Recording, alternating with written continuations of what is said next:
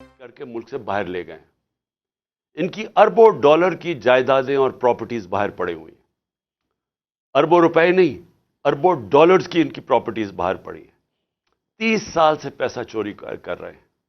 حدیبہ paper مل جب پہلی دفعہ سامنے آئی تھی تو تب لوگوں کو اندازہ ہوا تھا کہ کس طرح یہ شریف خاندان، جن کا فرنٹ مین تھا اسحاق ڈار، جس نے 2025 اپریل میں 164 کا بیان میجسٹریٹ کے سامنے لکھوایا تھا.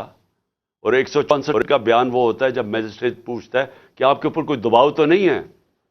تو اس نے کہا نہیں جی میں خود کہنا چاہتا ہوں، کیونکہ اس وقت نواز شریف چھوڑ کے ملک باہر چلا گئے تھے سعودی عربیہ. اور اس میں اس نے بتایا کہ کیسے وہ شریف خاندان کا پیسہ، اس ملک چوری کا پیسہ اس ملک سے لانڈرنگ کر کے یعنی غیر قانونی طور پہ باہر بھیجتا تھا. اور پھر کیسے ادھر وہاں ایک کوئی قاضی فیملی تھی، ان کا نام بھی بینک اکاؤنٹس بتائے، اور وہ پھر کیسے اس پیسے کو واپس پاکستان ریمیٹنسز کے نام پہ بھیجتے تھے، اور وہ پھر شریف خاندان میں چلا جاتا تھا.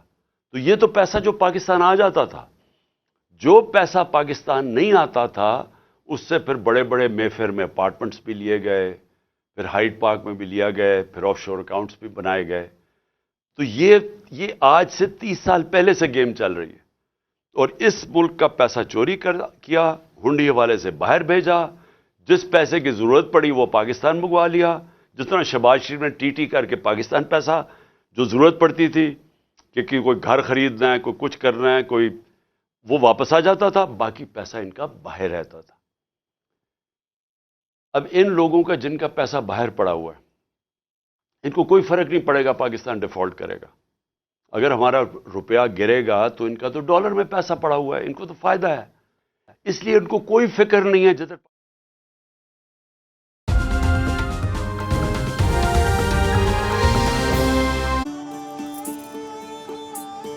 سپریم ہی ہے نا؟ نہیں دادی.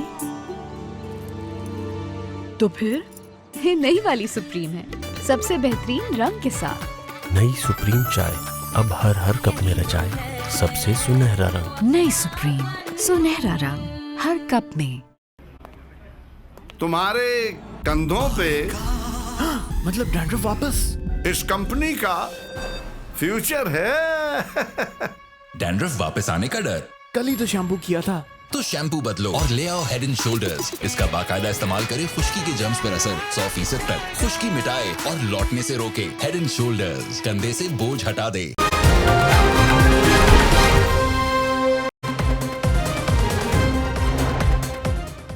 حافظ Muhammad Noman LESCO board of directors کے چیئرمین مقرر.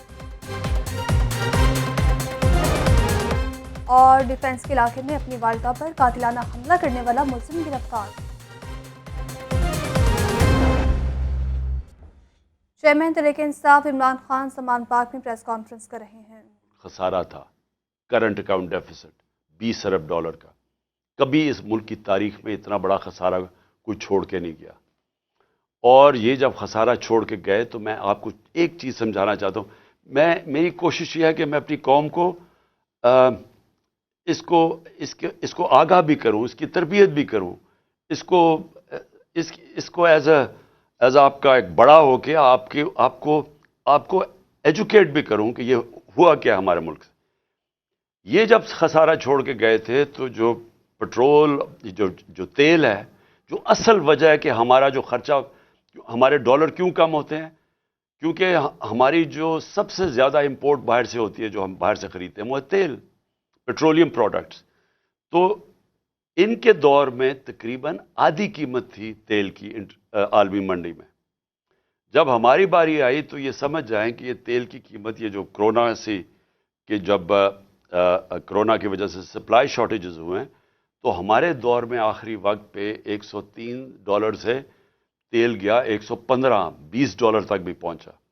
تو جب تیل بڑھتا ہے تو پھر ہماری امپورٹس بڑھ جاتی ہیں، امپورٹس بڑھتی ہیں، ڈالرز ہمارے زیادہ خرچ ہوتے ہیں، ڈالر کم ہو جاتے ہیں. ڈالر جب کم ہوتے ہیں تو روپے کے اوپر پریشر پڑتا ہے اور ہمارے ریزرو سے پریشر پڑتا ہے. تو اب یہ سمجھیں کہ یہ جو پاکستان چھوڑ کے گئے تھے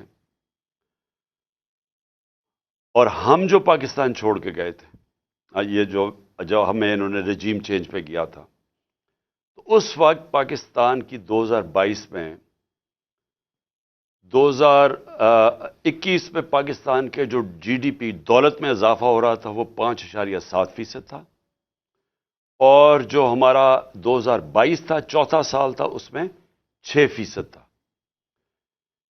5.7 اور 6% پاکستان کی تاریخ میں، یہ صرف اور صرف اگر اس طرح کی پاکستان کی جی ڈی پی گروتھ ہوئی یا دولت میں اضافہ ہوا، یہ مارشل لاز میں ہوا تھا، ایوب خان کے زمانے میں، یا یہ جنرل ضیاء کے زمانے میں اور جنرل مشرف کے زمانے میں۔ یہ کیوں ہوا تھا ان کے دور میں؟ کیونکہ ہم ان کے ساتھ ان کی 2 دفعہ جنگوں میں شرکت کر رہے تھے، افغان وار میں اور وار آن ٹیرر میں، اور اس سے پہلے ہم سیٹو اور سینٹو کے امریکہ کے ساتھ ملے ہوئے تھے پیکٹ میں کولڈ وار کے دوران، جب ایوب خان کا دور تھا۔ صرف ان دوروں کے اندر ہماری گروتھ ریٹ اس سطح پہ پہنچی تھی، کیونکہ امریکہ سے ڈالرز مل رہے تھے پاکستان کو۔ یہ واحد گورنمنٹ ہے جو امریکہ کے ڈالرز نہ ملنے کے باوجود اس نے 5.7 اپنے تیسرے اور 6.8 پہ ہماری اکانومی گرو کی۔ اور یہ یاد رکھیں کہ اس میں 2 سال کرونا آیا تھا، جو ایک ایسی وبا تھی جس نے دنیا کی اکانومیز کو تباہ کر دیا تھا۔ ہندوستان کے حالات دیکھیں، ان کی منفی میں چلی گئی تھی گروتھ ریٹ۔ ایران کا دیکھیں، جو ہمارے نیبرز کی بات کر رہا ہوں دنیا میں، اور ابھی تک اس کے اثرات ہیں وہ کرونا کے۔ تو ہمارے دور میں اس کے باوجود کہ کرونا تھی، اور یہ یاد رکھیں کہ دنیا نے اکنالج کیا تھا کہ پاکستان وہ 3 ٹاپ ملکوں میں جس نے سب سے بہترین طور پہ کرونا کو مینج کیا، اور اس کے ثبوت کیا ہے کہ ہم نے اپنی اکانومی بچا لی، اپنے غربت بچا لی، اپنے روزگار بچایا لوگوں کا، اور ہمیں اپنی انڈسٹری بچا لی، اور ہم نے یہ 5.7 اور 6% پہ گرو کیا۔ ہماری ریکارڈ ریمیٹنسز تھی، بیرون ملک پاکستانی کو سب سے زیادہ ہمارے پہ اعتماد تھا۔ 31 ارب ڈالر کی انہوں نے ریمیٹنسز بھیجی، جو ریکارڈ تھا۔ نون لیگ کی دور میں 19.6% ریمیٹنسز تھی، ہم نے ادھر سے لے کے گئے 3.5 سال میں 32 ارب ڈالر پہ۔ ہمارا جو ڈیفیسٹ چھوڑ کے گئے ہم، اس کے باوجود کہ تیل کی قیمتیں ریکارڈ کی پرائس پہ تھی، ساری چیزیں مہنگی ہو گئی کرونا کی وجہ سے، سپلائی شارٹیجز کی وجہ سے، اس کے باوجود ہم جو جی ڈی پی چھوڑ کے گئے تھے کرنٹ اکاؤنٹ بیرونی ڈیفیسٹ، وہ ہماری جو چاول تھا وہ 9.3 ملین ٹن تھا، جو ریکارڈ تھا۔ ہمارا جو مکئی تھی وہ 9.6 ملین ٹن تھی، وہ ریکارڈ تھی۔ اور ہماری آخری سال میں جو گنا تھا وہ تقریباً 90 ملین ٹن تھا، جو کہ ریکارڈ تھا۔ جو ان کی بجلی کی جنریشن تھی، اب یہ سمجھیں، انہوں نے بجلی جو کانٹریکٹ سائن کیے تھے پاور جنریشن کے نون لیگ نے، اس میں یہ تھا کہ اگر ہم بجلی خریدیں یا نہ خریدیں، ہمیں کیپیسٹی پیمنٹس پہ دینے پڑتے تھے۔ یعنی ایک بجلی گھر کو جو انہوں نے جب ان کو کانٹریکٹ دے دیا، انہوں نے جو سیٹ اپ کیے، اس میں سے اگر پاکستان بجلی خریدے یا نہ خریدے، پیسے پورے دینے پڑتے تھے، جس کو کیپیسٹی پیمنٹس کہتے ہیں۔ تو اس کے لیے اگر آپ جب تک ہم بجلی، اور انہوں نے اتنے زیادہ بنا دیے، کیپیسٹی اتنی زیادہ کر دی، ہمارے پاس ملک کے پاس طور طریقہ ہی نہیں تھا وہ بجلی استعمال کرنے کا، ہمارے میں کیپیسٹی نہیں تھی، پیسے ہم پھر بھی ان کو دے رہے تھے۔ تو اس کا مطلب بجلی کی کنزمپشن بڑھائی جائے تاکہ ہم کم از کم ہمارے پاس آمدنی آئے وہ ان کو پیسے دینے کی۔ تو انہوں نے 80 ملین یونٹس ان کے دور میں تھے، ہم اس کو لے کے گئے 116 ملین یونٹس پہ اپنے دور میں، بلین یونٹس میں، مطلب ارب یونٹ، 116 ارب یونٹس میں۔ انہوں نے کوئی اپنی اس دور میں ڈیم نہیں بنائی۔ ہم نے 6 ڈیمز کا شروع کیا، جس میں 2 بڑی ڈیمز تھی، یہ 50 سال کے بعد ہم نے شروع کیا۔ ہم نے ہیلتھ کارڈ کیا،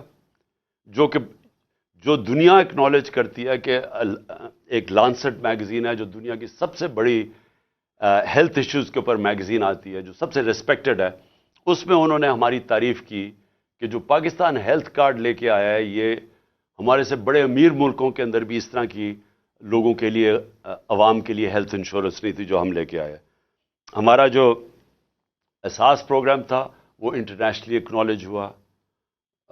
وہ جو کارنل یونیورسٹی تھی انہوں نے اسٹینفورڈ یونیورسٹی کی ریسرچ نے کہا کہ پاکستان ایک فلائی ریاست کی طرف جا رہا ہے, جو ہمارا اساس پروگرام تھا.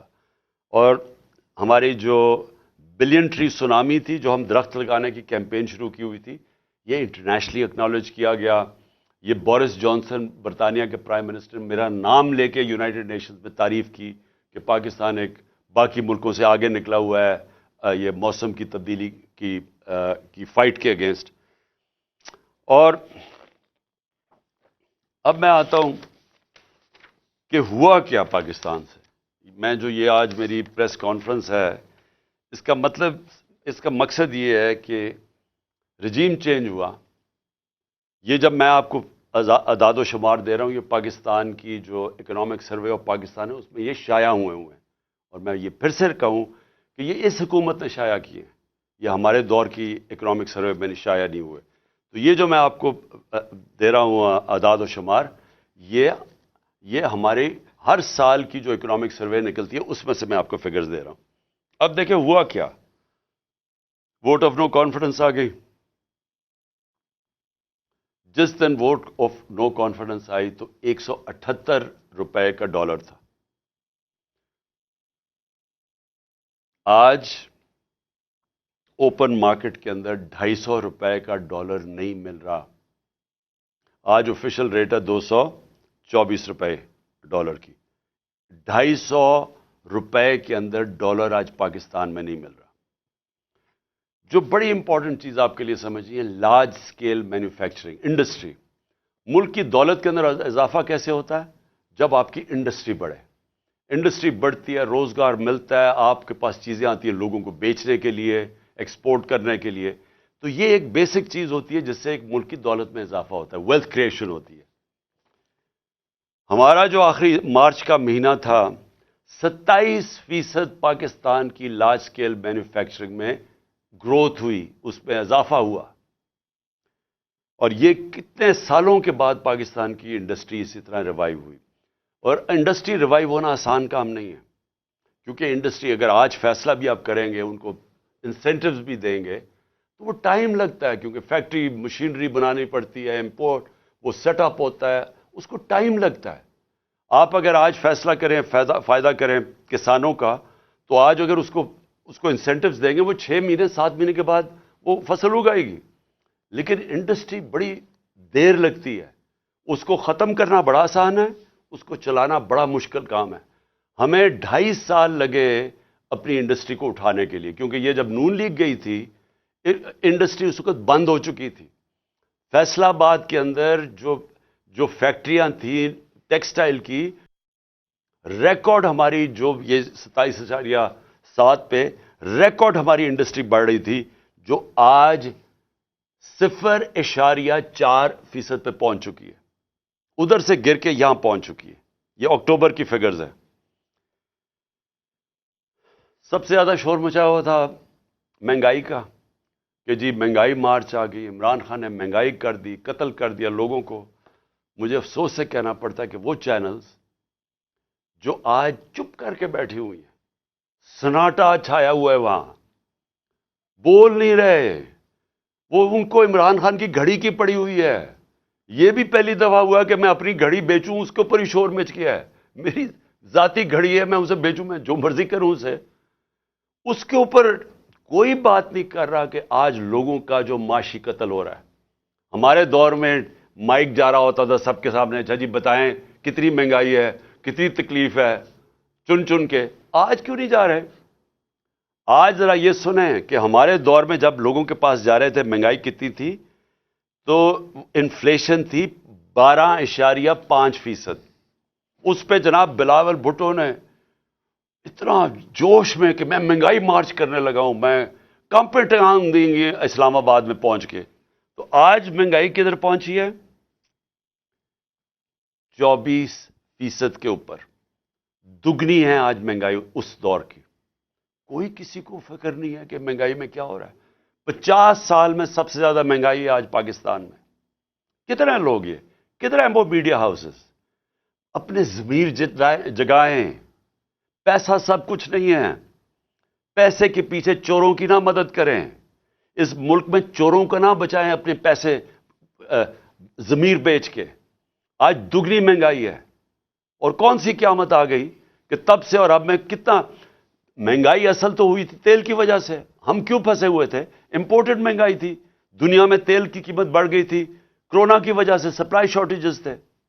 تو آج انٹرنیشنل مارکیٹ میں تیل کی قیمت کیا ہے؟ $80 سے بھی نیچے آ گئی ہے. آج $70 اور $80 کے بیچ میں قیمت ہے. ہمارے دور میں $103 سے $115 تک تیل کی قیمت تھی، جس کی وجہ سے ہمیں مشکل پڑی ہوئی تھی مہنگائی روکنے کے لیے. تو ہم جب کہتے تھے کہ باہر سے مہنگائی ہے تب تو کوئی نہیں سنتا تھا. اور آج یہی لوگ جب کہ نیچے آ چکی ہے تیل کی قیمت اور آج مہنگائی آسمانوں پہ ہے، آج سناٹا ہے. آج ہمارے دور میں جو پٹرول اور ڈیزل تھا وہ $150 لیٹر پہ تھا. آج کوئی $234 پہ ایک ہے، 224 پہ ایک ہے، 236 پہ ڈیزل ہے.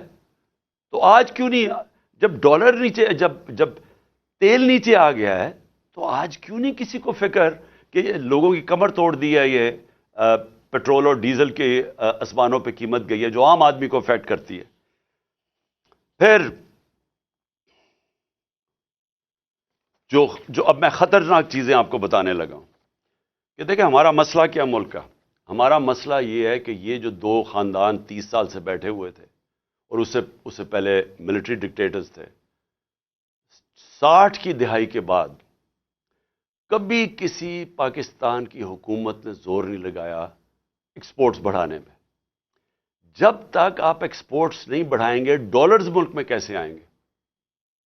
نون لیگ کے پچھلے 5 سال میں ایکسپورٹس 0 بڑھی ہیں. 5 سالوں میں ان کی ایکسپورٹس نہیں بڑھی.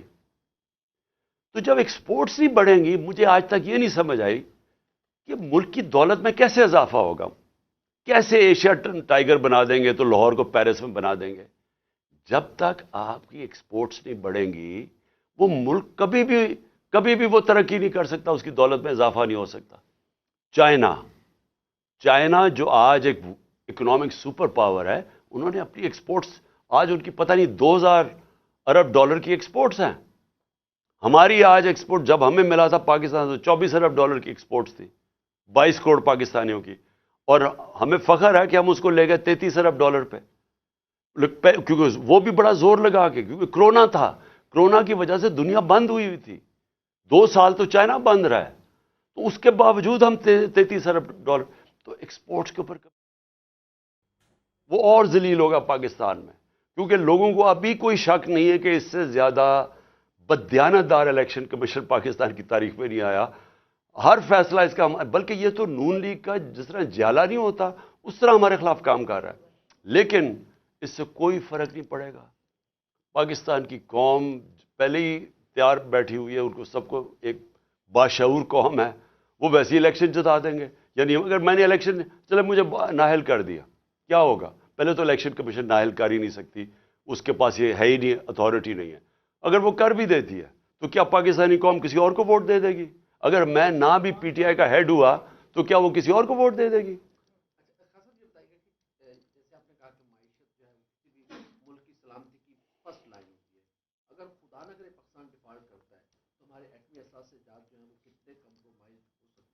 دیکھیں میں نے یہ بات کی تھی 1 جون کو، میرے اوپر انہوں نے کہا جی، اور ابھی بھی سمیع ابراہیم کا انٹرویو ہے 1 جون کا، انہوں نے کہا جی عمران خان کے اوپر آرٹیکل 6 لگنا چاہیے. میں ایک لیڈر ہوں، میں اپنے ملک کو کیوں نہ آگاہ کروں کہ یہ جب چور اوپر بیٹھ گئے ہیں یہ ملک کدھر جا رہا ہے، اور وہ ادھر ہی چلا گیا ملک. جو میں نے پیشن گوئی کی تھی 1 جون میں، اگر میرا انٹرویو دیکھ لیں، بالکل ادھر وہ لے کے گئے، ڈیفالٹ کی طرف لے گئے ہم.